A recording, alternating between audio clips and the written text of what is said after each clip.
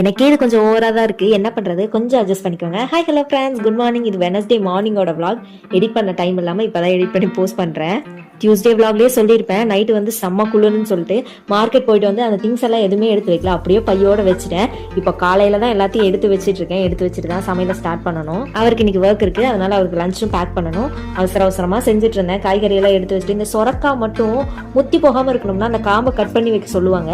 அது உண்மையா பொய்யானலாம் தெரியல, ஆனா நான் கட் பண்ணி தான் வைப்பேன்.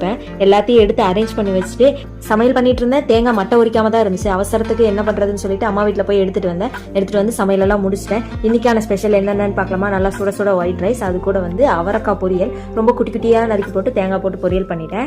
இன்னைக்கு டிஃப்ரெண்டாக முருங்கைக்கீரையில சட்னி செஞ்சு பார்த்தேன். செம்ம சூப்பராக இருந்துச்சு. இவ்வளோ நல்லா இருக்குன்னு எனக்கு தெரியவே தெரியாது. நான் ஃபர்ஸ்ட் டைம் ட்ரை பண்ணுறேன். முருங்கைக்கீரை நிறையா இருக்கே, என்னடா பண்ணுறதுன்னு சொல்லி ட்ரை பண்ணி பார்த்தேன். ரொம்ப சூப்பராக இருந்துச்சு. எனக்கும் பிடிச்சிருந்துச்சு, அவருக்கும் ரொம்ப பிடிச்சிருந்தது. அப்புறம் நேற்று வச்ச ரசம் இருந்துச்சு.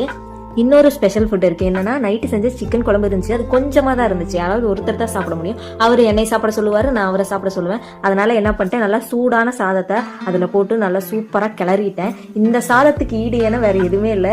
நேற்று சாப்பிட்ட சிக்கன் குழம்பு கூட அவ்வளோ டேஸ்ட் இல்லை. இந்த சட்டி சோறு தான் செம்ம சூப்பரா இருந்துச்சு. நல்லா பிசைஞ்சு சுட சுட போட்டு சாப்பிட்டாச்சு. சாப்பிட்டு அவருக்கும் லஞ்ச் பாக்ஸ் பேக் பண்ணிட்டேன். அவர் சட்னி நல்லா இருக்குன்னு சொல்லிட்டு சட்னி எக்ஸ்ட்ரா வைக்க சொன்னாரு.